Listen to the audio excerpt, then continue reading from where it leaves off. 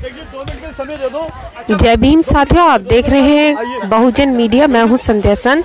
आपके सामने जो ये फाउंडेशन स्टोन दिखाया जा रहा है, ये है गाजियाबाद के साहिबाबाद स्थित राम मनोहर लोहिया पार्क के सामने अंबेडकर यूथ सेंटर पर ये लगा हुआ है। ये अंबेडकर यूथ सेंटर की ज़मीन है जिसे जीडीए ने गैर कानूनी तरीके से बिल्डर्स के साथ, स्थानीय बिल्डर्स के साथ मिलकर हथियाने की पूरी कोशिश की है। ये एक अच्छा खासा यूथ सेंटर था जहाँ पे जो यूथ बहुजन समाज के जो बच्चे हैं उनके लिए यहाँ पर एक हॉस्टल बनाया गया था, उसे तैयार किया गया था। लेकिन कुछ स्थानीय बिल्डर्स के साथ मिलकर इस ज़मीन का क्या हाल किया गया, यहाँ कूड़ा कचरा सब डाला गया, इसकी घास बर्बाद कर दी गई है। स्थानीय बच्चे यहाँ पर क्रिकेट खेल रहे हैं, जबकि यहाँ एक हॉस्टल होना चाहिए था। यूथ सेंटर के हिसाब से अंबेडकर यूथ हॉस्टल एसोसिएशन की ये ज़मीन है। इस पर मुकदमा दायर कर दिया गया है और अंबेडकर यूथ हॉस्टल एसोसिएशन के जो पदाधिकारी हैं वर्तमान में संज्ञान ले रहे हैं। बहुजन समाज पार्टी के पदाधिकारी को भी इसके बारे में सूचित किया गया था पहले, लेकिन कोई संज्ञान नहीं लिया गया। अब वर्तमान समय में जो इस एसोसिएशन के सदस्य हैं, संज्ञान लिया जा रहा है। मुकदमा कोर्ट में गया हुआ है। देखते हैं कि माननीय न्यायालय इस पार्क के उत्थान के लिए क्या कदम उठाते हैं। सर, ये आज जो ये अंबेडकर यूथ सेंटर का जो जगह का जो प्रॉब्लम चल रहा है, तो इसका क्या मसला है और आप इस जगह को कब से जानते हैं? देखिए, ये जगह हमारे जो दलित समाज के बहुत ही प्रिय, बहुत संघर्षशील जुझारू नेता रहे हैं, परम सम्मानीय श्री बीपी मौर्य साहब, उन्होंने 1972 में एक एसोसिएशन बनाई थी, Ambedkar youth hostels association of India. ये जगह जो अंबेडकर यूथ सेंटर के नाम से है, उस एसोसिएशन को सरकार द्वारा दी गई थी और तब से ये एसोसिएशन के पास ही जगह है। अभी क्या हुआ है कि जीडीए ने इसका अलॉटमेंट कैंसिल करके इसको हड़पने की कोशिश की है, जिसके अगेंस्ट में हम लोगों ने, एसोसिएशन ने कोर्ट में मुकदमा डाला है और इस समय गाजियाबाद कोर्ट में यह मुकदमा चल रहा है और गाजियाबाद कोर्ट की तरफ से इस मैटर पर स्टे दिया हुआ है कि जैसी स्थिति है यथास्थिति बनी रहेगी। लेकिन अभी जो हुआ है 14 जनवरी को नवभारत टाइम्स के गाजियाबाद का जो संस्करण है, उसमें इस जगह के विषय में कुछ गलत बातें एनबीटी वालों ने कही हैं। उसके लिए ये सारी चीजें सबको क्लियर हों, आज हमने ये प्रेस कॉन्फ्रेंस बुलाई है। क्या सर, जो बुद्धप्रिय गौतम जी जो थे और मौर्य साहब, बुद्धप्रिय मौर्य जो साहब थे, वो सांसद थे, क्या उन्होंने अपने जीवन काल के अंदर इसके बारे में कुछ सोचा या उनके परिवार के मन में कोई ऐसा लालच आया? नहीं, देखिए, मैं नहीं कह सकता कि क्या बात रही है, लेकिन ये बात जरूर है कि तब से लेके और तकरीबन 40 साल तक इस जमीन पे जो काम होना चाहिए था वो उस तरह से हुआ नहीं। बीच में थोड़े से प्रयास रहे, कुछ थोड़ा बहुत काम हुआ भी, लेकिन पूरी तरह से जो होना चाहिए था वो अभी नहीं हो पाया। कारण क्या रहे, मैं इस विषय में जाना नहीं चाहता, लेकिन ये बात जरूर है कि अगर वो पहले ही सारी चीजें ढंग से की गई होती तो आज ये स्थिति सामने नहीं आती। सर, इस तरीके की जो जगह है गाजियाबाद के अंदर काफी सारी जगह है, तो डीडीए की और लोगों की इसी जगह पे नजर क्यों है? देखिए, डीडीए ने, मैं करेक्शन करूं, डीडीए नहीं, ये जीडीए है, गाजियाबाद डेवलपमेंट अथॉरिटी। आप जानते हैं कि किस तरह से इस देश में शासन प्रशासन में लोग भू माफिया के साथ मिलकर काम करते हैं और उनकी नजर उस पर होती है। जो भी ऐसी जमीन लगती है उन्हें कि अगर उस पर कोई काम जो होना चाहिए था वो नहीं हुआ, तो वो इसको कब्जाने की कोशिश करते हैं और ये उसी का एक नतीजा है कि एनबीटी वालों ने, नवभारत टाइम्स वालों ने इसमें ये सूचना छापी कि ये जमीन जीडीए की है और ये खाली पड़ी है, इस पे स्कूल बनाने के लिए बार बार कहा गया है, लेकिन अभी तक कोई काम नहीं हुआ। ये जमीन, मैं इसीलिए बार बार कहता हूं कि ये जमीन जीडीए की नहीं है, ये Ambedkar youth hostels association of India की है, अंबेडकर यूथ सेंटर के नाम से है और इसकी बाकायदा सब रजिस्ट्री है, सब कुछ है और हाँ सारे लीगल डॉक्यूमेंट हैं और लीगल डॉक्यूमेंट है, उसी के आधार पर कोर्ट ने हमें स्टे दिया हुआ है। मैटर कोर्ट में पेंडिंग है और हम क्योंकि संविधान को मानने वाले हैं, कानून को मानने वाले लोग हैं, इसलिए हम संवैधानिक रूप से ही सारे काम कर रहे हैं और जो भी कोर्ट का फैसला होगा हम उसके अकॉर्डिंगली आगे की कार्रवाई करेंगे। सर, इस जगह पे जो चौकीदार छोड़ा था, ये समाज की तरफ से था या गवर्नमेंट की तरफ से? नहीं, गवर्नमेंट की तरफ से कुछ नहीं था, एसोसिएशन की तरफ से था। सर, चौकीदार जब यहाँ वो चौकीदारी कर रहा था, उसके साथ में शायद GDA के अधिकारियों ने, कर्मचारियों ने उसके साथ मारपीट भी की थी। नहीं, देखिए जो भी है वो तो आप जानते हैं कि जब जबरदस्ती किसी चीज को आप हड़पने की कोशिश करते हैं तो सारे बाकी और चीजें भी जो होती हैं उसमें कई इलीगल काम होते हैं, वो सब किए जाते हैं, समझे ना। तो निश्चित रूप से वो वाली बात है रहती है क्योंकि नजर है और ये अगर ये सवर्ण समाज की जमीन होती तो निश्चित रूप से नजर नहीं होती, पर क्योंकि ये दलित समाज की है इसलिए इस जमीन पर लोगों की नजर है और भूमाफिया जो है उसकी नजर है। ये सब लोग निश्चित रूप से इसे हड़प लेते अब तक और अपने उद्देश्य में सफल हो जाते। अगर ये जमीन कानूनी तौर पे हमारी नहीं होती, निश्चित रूप से कानूनी तौर पे हमारी है, इसीलिए किसी की हिम्मत नहीं हो पा रही कुछ भी करे।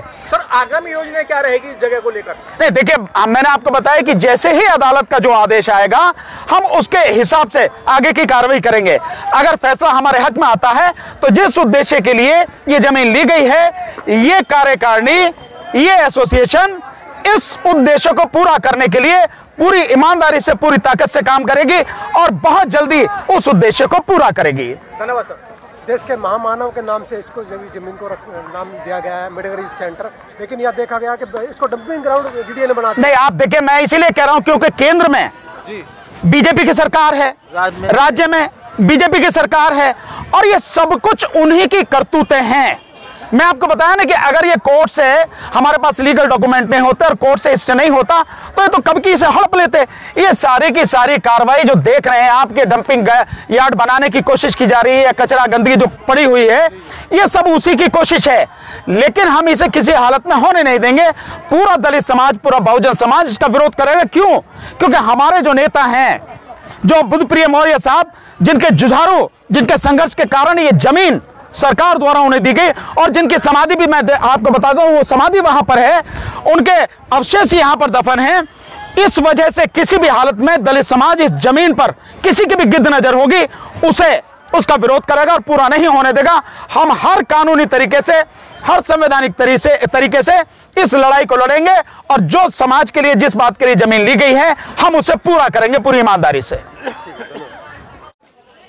सर, क्या नाम है आपका?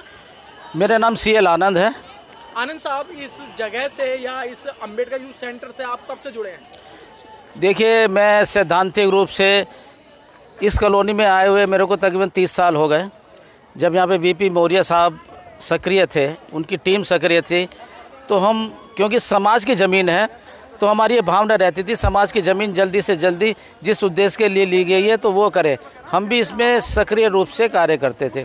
उस समय की कार्यकारिणी के साथ क्या एक परिप्रेक्ष्य रहा है कि वो इस चीज़ को, उस उद्देश्य को पूरा नहीं कर पाए और लगभग 40 साल तक हमने ये देखा कि 40 साल तक कुछ कमियां रही हैं। मैं समझता हूँ समाज की एक विडंबना रही है ये कि वो एकत्रित ना होकर कुछ निजी स्वार्थ उसमें आ जाते हैं। अगर सीधे तो रही है या जो इसकी जो देख रेख कर रहे थे उनके मन के अंदर कुछ लालच आया, उस निजी स्वार्थ है। निजी अगर आप समर निजी स्वार्थ जो भी इसमें इस कार्यकारिणी के सदस्य रहे होंगे या कुछ रहे होगा, जो 40 साल तक अनसक्रिय रहे इसके अंदर, उन्होंने सक्रियता से कोई भी कार्य नहीं किया, तो ये विडंबना रही है इस समाज की। अगर समाज के अंदर समर्पण की भावना होती, त्याग की भावना होती, तो आज यहाँ पे खूबसूरत इमारत बनी होती। और जो उद्देश्य था इसका कि बच्चों के लिए पढ़ाई का, हॉस्टल्स का, उसके प्रशिक्षण, खास तौर से इस ज़मीन का उद्देश्य क्या था कि हमारा जो युवा वर्ग है वो एक नई जागृति के हिसाब से इस देश का सहभागी बने और अपने दलित समाज को आगे ले जाए। मैं समझता हूँ यही VP मौर्य का एक उद्देश्य रहा होगा इस ज़मीन को लेने का। परंतु VP मौर्य जी के जो परिवार है उनकी क्या विचारधारा है ज़मीन को लेके? उनकी परिवार की विचारधारा ये है कि भावना जो भी कुछ हो सकती है, वो कहते हैं भाई ये हमारे पिताजी के उसमें है, ज़मीन का हिसाब किताब है, तो वो भी सक्रिय रूप से रहे यहाँ पर काफ़ी दिनों से देखा गया कि अब उनके कोई परिवार के सदस्य हैं वो इस चीज़ के अंदर अनसक्रिय रहे, तो समाज की एक मांग हुई कि दोबारा इसके अंदर जो चुनाव वगैरह करा जाए, समिति वगैरह एक्टिव रहे, तो इस मांग के प्रतिरूप होते हुए यहाँ पे दोबारा चुनाव कराए गए और उस चुनाव के तहत मेंबरशिप भी खोली गई, नई कार्यकारिणी गठित हुई। जैसे कि हमारे चेयरमैन साहब ने बताया कि ये मेरे सारे सदस्य हैं, हम 4 साल से बाकायदा इसके लिए जागरूक हैं, इसके उद्देश्य को पूर्ति करने के लिए पूरा तहे दिली से कोर्ट के केस को लड़ रहे हैं। और क्योंकि सब जुडिस है, इसके अंदर हम कुछ कर नहीं सकते, तो अगर जब भी इस कोर्ट का फैसला आएगा तो हम इस उद्देश्य की पूर्ति के लिए जनता में जाएंगे। क्योंकि आप जानते हैं दलित, पददलित और हमारा जो समाज है वो इतना संपन्न तो है नहीं। मैं एक समझता हूँ ये एक कारण भी रहा होगा कि यहाँ पे इस वजह से इस तरह की बिल्डिंग का जो अनुरूप कार्य नहीं हुआ। अगर ये संपन्न होता तो यहाँ पे बहुत सी कार्रवाई हो जाती। 1-1, 2-2 रुपया करके सुनते हैं हम कि 1 लाख समथिंग की यहाँ पे रजिस्ट्री हुई थी अम्बेडकर मौर्य साहब के टाइम में, तो 2-2, 4-4, 5-5 रुपए इकट्ठा करके वो 1-1.5 लाख रुपए इकट्ठा किया गया था। अच्छा, इसकी रजिस्ट्री आप लोगों ने देखी है? हाँ, हमारे पास है। उसी के बेस पे सारे लीगल डॉक्यूमेंट्स हमारे पास। उसके अंदर क्या अम्बेडकर यूथ सेंटर लिखा है? जी हाँ, होस्टल एसोसिएशन ऑफ इंडिया है, पर उसकी एक्टिविटीज़ है, उसके उद्देश्य है कि हम अलग अलग अम्बेडकर यूथ सेंटर के नाम से गतिविधियां बनाएंगे। तो इसको नामकरण अम्बेडकर यूथ सेंटर दिया गया, पर इसका रजिस्टर्ड ऑफिस ही यही है, समझे ना। तो उसका संविधान उसके उद्देश्य की पूर्ति करने के लिए कि जगह जगह उसके उद्देश्य बनाए गए कि यहाँ पे हम अलग राज्य के स्तर पे या प्रादेशिक स्तर पे इस बाबा साहब के मिशन को आगे ले जाएंगे। खास तौर से युवा वर्ग जो है वो इस चीज़ से बाबा साहब के मिशन को जुड़े। वो उनकी वो जो है ना, ये जो बाउंड्री है ये भी समाज के चंदे से इकट्ठा हुआ है। जो बिल्डिंग दिख रही है ये भी समाज के चंदे से। हाँ, मैं डॉक्टर BD राजे, स्वामी दयानंद हॉस्पिटल दिल्ली से रिटायर्ड हुआ हूँ, मेडिकल सुप्रिटेंडेंट। मैं डॉक्टर BD राजे स्वामी दयानंद हॉस्पिटल से मेडिकल सुप्रिटेंडेंट की पोस्ट से रिटायर्ड हुआ हूँ। 96 में रिटायर्ड हुआ मैं। अब मैं अपना थोड़ा सा समय समाज सेवा में लगाने की कोशिश करता हूँ जितना हो सकता है।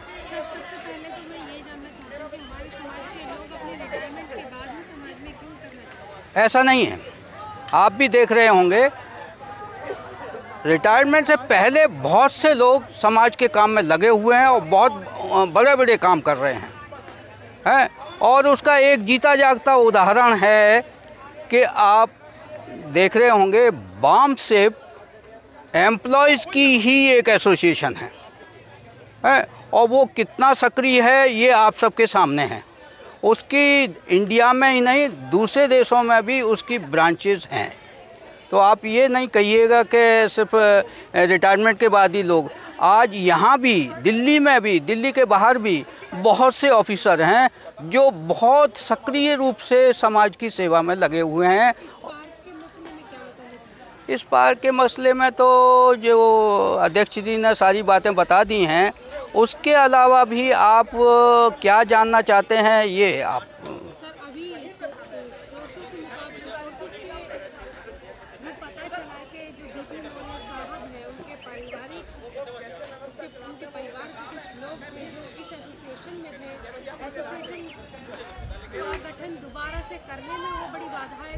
जी, आपने ये बिल्कुल सही पता लगा है। हमने भी उस विरोध को देखा है और सहा है जी। और उस विरोध में यानी कि वो तो हम उनसे मिलना चाहते थे कि आगे इसमें क्या करना है, हम उसमें क्या सहयोग दे सकते हैं, अकेले ही नहीं हम और सभी लोग, लेकिन वो तो मिलना ही नहीं चाहती थी। समय दे के भी 2-2 घंटे वेट करवाती थी। उनका नाम शायद अनुला मौर्य साहब की बेटी हैं वो हैं, और वो इसकी अध्यक्ष अपने आप को बताती थी। यहाँ जो एसोसिएशन बनी हुई थी इसी उसमें मैनेजमेंट के कार्यकारिणी की, जब हमने रजिस्ट्रार ऑफिस से ये सब जानकारी हासिल की तो उसमें उनका कोई ऐसा आधार नहीं था कि वहाँ जो है इनका अध्यक्ष का पद है। और कार्यकारिणी में भी उन्होंने 2-4 नाम दिए हुए थे, वो भी बगैर चुनाव के, बगैर उसके कब चुनाव कर लेती थी ये पता नहीं लगता था, है। और उसमें कई लोग तो सवर्ण जाति के थे जो उसमें उन्होंने अपनी एसोसिएशन में लिए हुए थे। तो इस तरह से ये सब एक जीडी को मौका मिला कि यहाँ जिस पर्पस से ये ज़मीन दी गई है वो पर्पस पूरा नहीं हुआ है, हम इसको वापस लेते हैं। उसके लिए उन्होंने फाइल चला दी। जबकि इस तरह की और भी अलॉटमेंट हैं जो सवर्णों के लिए हुए हैं, वहाँ भी अभी जिस पर्पस से दी गई हैं उस पर्पस को पूरा नहीं किया गया है, लेकिन वहाँ उन्होंने नहीं छेड़ा, इसी ज़मीन को खास कर छेड़ा, इस ज़मीन पे दोबारा वापस लेने की कार्रवाई चालू कर दी और उसको वापस ले भी लिया। वो तो दूसरी एसोसिएशन भानु जी की अध्यक्षता में दूसरी एसोसिएशन गठित की गई, उसका बाकायदा चुनाव हुआ, वीडियो रिकॉर्डिंग हुई चुनाव की जो रजिस्ट्रार के यहाँ मौजूद है, दी गई है, और रजिस्ट्रार ने उसको रिकॉग्निशन दिया। और उसमें फिर कोर्ट में केस चल रहा था, वहाँ हम पार्टी बने, ये नई एसोसिएशन पार्टी बनी और वहाँ अपनी बात पूरी रखी जा रही है। ये है मामला। ठीक है, धन्यवाद।